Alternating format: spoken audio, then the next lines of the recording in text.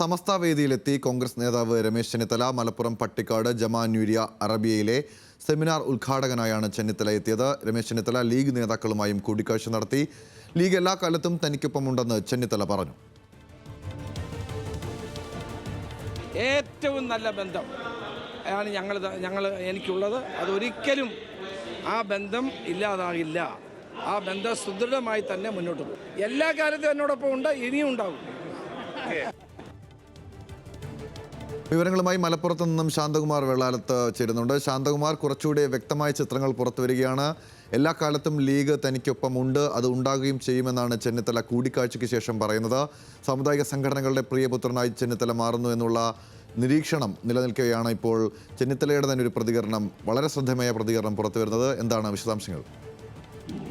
തീർച്ചയായും രമേശ് ചെന്നിത്തല മുസ്ലിം ലീഗിന്റെ സ്വീകാര്യനായ ഒരു നേതൃത്വം തന്നെയാണ് കോൺഗ്രസിൽ എന്ന് പൂർണ്ണമായും വ്യക്തമാക്കുന്നതാണ് അദ്ദേഹത്തിന്റെ ഇന്നത്തെ സമസ്തയുടെ പരിപാടിയും അതിനെ അദ്ദേഹത്തെ ക്ഷണിച്ചതും എല്ലാം. അതിനുശേഷം അദ്ദേഹം ഇന്ന് ലീഗ് നേതാക്കളുമായി കൂടിക്കാഴ്ച നടത്തുകയും ചെയ്തു. ഇത് ആ കൂടിക്കാഴ്ച നടത്തി എന്നതൊരു വാർത്ത ഒരു 2 മണിക്കൂർ മുമ്പ് പുറത്തു വന്നു. പക്ഷെ അത്തരം കാര്യങ്ങൾ ചോദിച്ചപ്പോൾ അദ്ദേഹം സ്ഥിരീകരിക്കുക തന്നെ ചെയ്തു.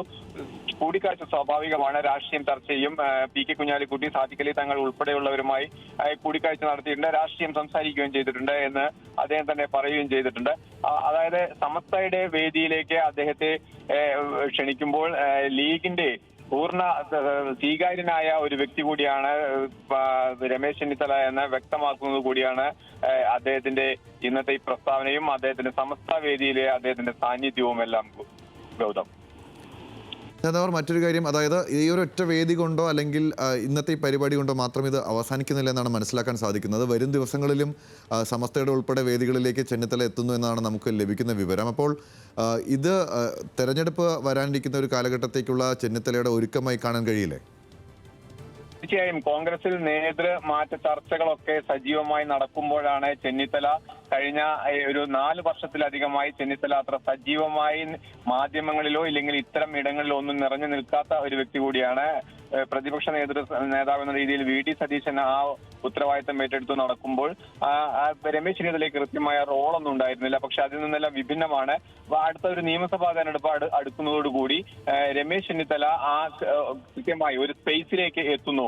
അത് ലീഗിന്റെ സമ്പൂർണ്ണ താല്പര്യമുണ്ട്. അവർ ഏറെ അടുത്തുകൊണ്ട് തന്നെ രമേശ് ചെന്നിത്തലയെ ഒപ്പം നിർത്തുന്നു എന്നുള്ളത് ഏറ്റവും പ്രത്യേകത തന്നെ ഉണ്ട് ആ കാര്യത്തിൽ. അത് തന്നെയാണ് രമേശ് ചെന്നിത്തലയും ഈ കാര്യത്തിൽ സൂചിപ്പിക്കുന്നത്.